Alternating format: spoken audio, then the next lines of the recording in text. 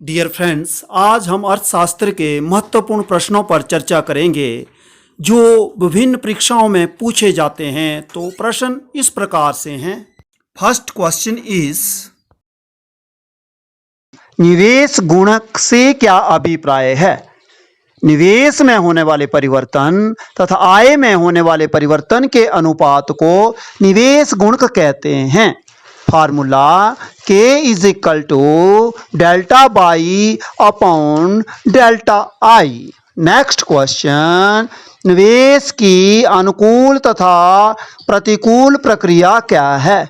निवेश की अनुकूल प्रक्रिया, जब आय में कई गुना अधिक वृद्धि हो जाती है तो उसे अनुकूल प्रक्रिया कहते हैं, और जब निवेश कम होने के कारण आय में कई गुना अधिक कमी हो जाती है तो उसे प्रतिकूल प्रक्रिया कहते हैं।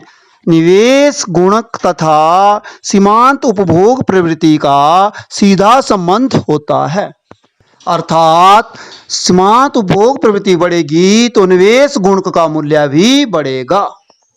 नेक्स्ट क्वेश्चन, अभावी मांग से क्या अभिप्राय है?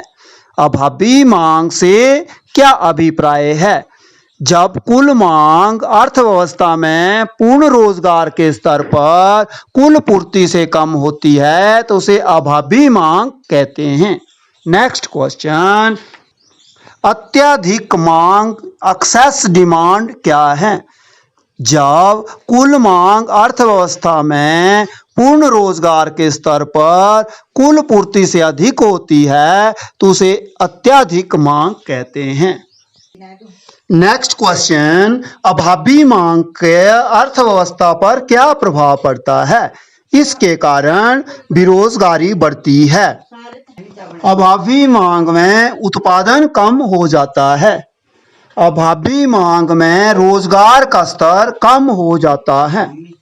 नेक्स्ट क्वेश्चन, अत्यधिक मांग का अर्थव्यवस्था पर क्या प्रभाव पड़ता है? अत्यधिक मांग के कारण कीमत का स्तर बढ़ जाता है। अत्यधिक मांग के कारण मुद्रास्फीति बढ़ जाती है। अत्यधिक मांग की स्थिति में रोजगार का जो स्तर है वो स्थिर रहता है। नेक्स्ट क्वेश्चन, राजकोषीय नीति फिस्कल पॉलिसी क्या है? सरकार के आय व्यय तथा ऋण संबंधी नीति को ही राजकोषीय नीति कहा जाता है। सरकार राजकोषीय नीति के द्वारा सार्वजनिक निर्माण के कार्यों पर, सार्वजनिक कल्याण के कार्यों पर, सुरक्षा पर, अनुदान या सब्सिडी पर खर्चा करती है। सरकार इनकम कहाँ से प्राप्त करती है? कर के रूप में प्राप्त करती है, सार्वजनिक ऋण के रूप में प्राप्त करती है, और घाटे की वित्त व्यवस्था के रूप में सरकार इनकम प्राप्त करती है। नेक्स्ट क्वेश्चन, घाटे की वित्त व्यवस्था क्या है? जब बजटीय घाटे को पूरा करने के लिए नए नोट छापे जाते हैं तो उसे घाटे की वित्त व्यवस्था कहा जाता है। नेक्स्ट क्वेश्चन, मौद्रिक नीति मॉनेटरी पॉलिसी क्या है? सरकार या केंद्रीय बैंक जब विशेष लक्ष्यों को प्राप्त करने के लिए मुद्रा की पूर्ति, मुद्रा की लागत जिसे हम ब्याज की दर भी कहते हैं, मुद्रा की उपलब्धता या मात्रा को नियंत्रित करने के लिए जो नीति अपनाता है वो मौद्रिक नीति कहा जाता है। मौद्रिक नीति के दो उपाय होते हैं जिसके द्वारा सरकार या केंद्रीय बैंक अर्थव्यवस्था पर नियंत्रण करते हैं। ये उपाय मात्रात्मक और दूसरा है गुणात्मक। मात्रात्मक में बैंक दर, खुले बाजार की क्रियाएं, नकद निधि अनुपात, तरलता अनुपात, और गुणात्मक उपाय में साख की राशनिंग, प्रत्यक्ष कार्रवाई, नैतिक प्रभाव। नेक्स्ट क्वेश्चन, बैंक दर क्या है? बैंक दर वैसी दर होती है जिस पर एक बैंक केंद्रीय बैंक या आरबीआई से उधार लेता है। जैसे एक कस्टमर जब किसी बैंक में ऋण लेने के लिए जाता है तो उसे वहां पर ब्याज की एक दर चुकानी पड़ती है। इसी प्रकार बैंकों को भी उधार लेने के लिए, ऋण लेने के लिए रिजर्व बैंक के पास या केंद्रीय बैंक के पास जाना पड़ता है, और रिजर्व बैंक बदले में, उधार के बदले में उन्हें से ब्याज की एक दर लेता है जिसे हम बैंक दर कहते हैं। Next question, money money money, मुद्रा। मुद्रा से क्या अभिप्राय है? कोई भी ऐसी वस्तु मुद्रा हो सकती है जिसके द्वारा हम वस्तुओं का क्रय विक्रय कर सकते हैं, जो विनिमय माध्यम हो, जिसके पीछे सरकारी आदेश हो, सरकारी सत्ता हो। नेक्स्ट क्वेश्चन, पूर्णकाय मुद्रा क्या है? सिक्कों के रूप में जो मुद्रा होती है उसे पूर्णकाय मुद्रा कहा जाता है। सिक्के पर अंकित मूल्य तथा उसमें लगी धातु का मूल्य बराबर होता है। नेक्स्ट क्वेश्चन, प्रतिनिधि पूर्णकाय मुद्रा क्या है? यह वह मुद्रा है जो नोटों के रूप में प्रचलित होती है। इसे चिट भी कहते हैं। यह सरकार द्वारा जारी किए जाते हैं। इनका अपना कोई बाजारी मूल्य नहीं होता है। नेक्स्ट क्वेश्चन, व्यापारिक बैंक क्या हैं? जैसे आपका Patiala bank, Punjab national bank, SBI bank, ये क्या है? ये व्यापारिक बैंक हैं। तो क्या होते हैं व्यापारिक बैंक? व्यापारिक बैंक जो लोगों के पैसे को जमा के रूप में स्वीकार करते हैं, और जब लोगों को आवश्यकता पड़ती है तो उन्हें वो उधार देते हैं, उन्हें हम व्यापारिक बैंक कहते हैं। तो अब बात होती है कि व्यापारिक बैंक मुख्यतः कौन से कार्य करते हैं? तो ये दो इनके बहुत ही महत्वपूर्ण कार्य हैं। एक तो लोगों के जमा को स्वीकार करना, जैसे FD के रूप में स्वीकार करना, RD के रूप में स्वीकार करना, तथा ऋण देने का जो इनका मुख्य कार्य है, लोगों को ऋण देते हैं। ये ओवरड्राफ्ट के रूप में ऋण देते हैं, मांग ऋण देते हैं, अल्प अवधि ऋण प्रदान करते हैं। इसके अतिरिक्त ये लोगों को रोजगार भी प्रदान करते हैं, और नव प्रवर्तन या आविष्कारों को प्रोत्साहन करने के लिए भी ऋण देते हैं। ग्रामीण क्षेत्र के विकास में भी ये बैंक जो है योगदान देते हैं। नेक्स्ट क्वेश्चन, भारत का केंद्रीय बैंक का क्या नाम है? Reserve bank of India.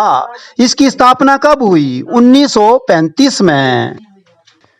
Reserve bank of India क्या कार्य करता है?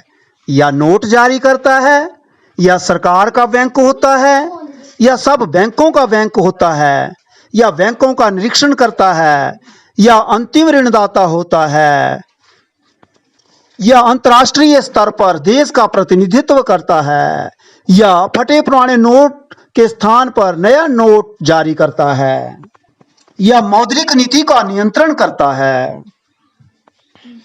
बजट क्या है? सरकार की अनुमानित आय और व्यय का लेखा जोखा बजट कहलाता है। बजट क्यों पास किया जाता है?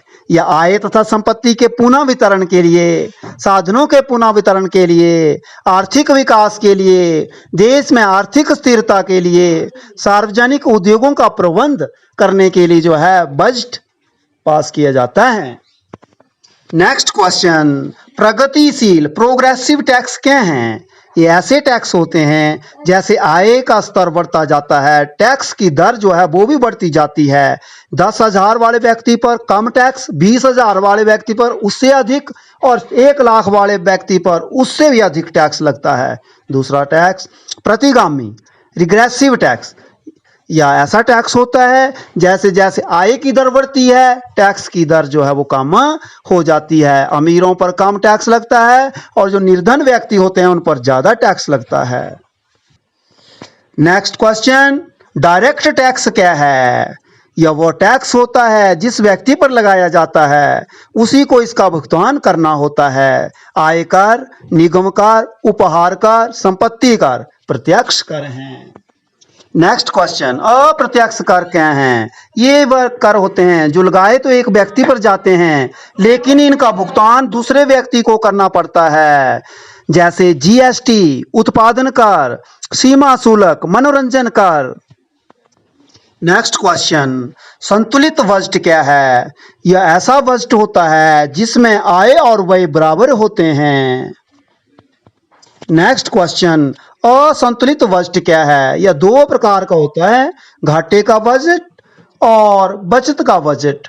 घाटे के बजट में आय कम तथा खर्चा ज़्यादा होता है। इसी प्रकार बचत का जो बजट है उसमें जो अनुमानित आय होती है वह जो अनुमानित कुल व्यय है उससे अधिक होती है। आय अधिक होती है और व्यय कम होता है। नेक्स्ट क्वेश्चन, विनिमय दर, मीनिंग ऑफ एक्सचेंज रेट क्या है?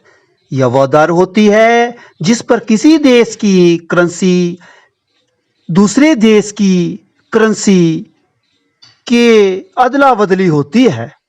एक देश की करेंसी के बदले दूसरे देश की कितनी करेंसियां मिलती हैं उस दर को ही विनिमय दर कहा जाता है। यह दर दो प्रकार की होती हैं, स्थिर विनिमय दर, लोचशील विनिमय दर। अब प्रश्न उठता है, स्थिर विनिमय दर क्या है? यह वह दर होती है जो सरकार द्वारा निर्धारित की जाती है। इसकी दर सोने की मात्रा के आधार पर निर्धारित की जाती है। आजकल ज्यादातर देश लोचशील विनिमय दर, फ्लेक्सिबल एक्सचेंज रेट को ही अपना रहे हैं। नेक्स्ट क्वेश्चन, विदेशी विनिमय बाजार, फॉरेन एक्सचेंज मार्केट क्या है? यह वह बाजार है जिसमें संसार के विभिन्न देश की करेंसियों को खरीदा व बेचा जाता है। नेक्स्ट क्वेश्चन, हाजिर बाजार क्या है? यह वह बाजार होता है जहां करेंसी का चालू हाजिर लेन देन किया जाता है, दैनिक प्रवृत्ति वाला लेन देन किया जाता है, तत्कालिक लेन देन किया जाता है। नेक्स्ट क्वेश्चन, वायदा बाजार, फॉरवर्ड मार्केट क्या है? यह वह बाजार है जहां भविष्य में किसी अन्य तिथि पर होने वाले लेन देन पर कारोबार किया जाता है। यह बाजार हमें दैनिक प्रवृत्ति में होने वाले जोखमों से बचाता है। इस बाजार के कारण हम सट्टे का लाभ उठा सकते हैं। Next question, balance of payment, भुगतान शेष क्या है? किसी देश का शेष विश्व के साथ हुए आर्थिक लेन देनों का आर्थिक लेखा जोखा होता है। व्यापार शेष से क्या अभिप्राय है? भौतिक वस्तुओं का आयात निर्यात को ही व्यापार शेष कहते हैं। नेक्स्ट क्वेश्चन, चालू खाता, करंट अकाउंट क्या है? यह वह खाता है जिसमें वस्तुओं और सेवाओं के आयात और निर्यात तथा एक पक्षीय हस्तांतरण का हिसाब किताब रखा जाता है। नेक्स्ट क्वेश्चन, कैपिटल अकाउंट क्या है? पूंजी खाता क्या है? यह वह खाता है जहां एक देश के निवासियों एवं शेष विश्व के निवासियों द्वारा किए गए लेन देनों से संबंधित होता है। इनमें किसी देश की सरकार और निवासियों की परिसंपत्तियों और दायित्वों में परिवर्तन को शामिल किया जाता है। इसमें सरकारी सौदे, गैर सरकारी या निजी सौदे, प्रत्यक्ष निवेश, पोर्टफोलियो निवेश आदि को शामिल किया जाता है। यदि दोस्तों आपको मेरी यह वीडियो अच्छी लगे तो इसे लाइक करें और मेरे चैनल को जरूर सब्सक्राइब करें। धन्यवाद।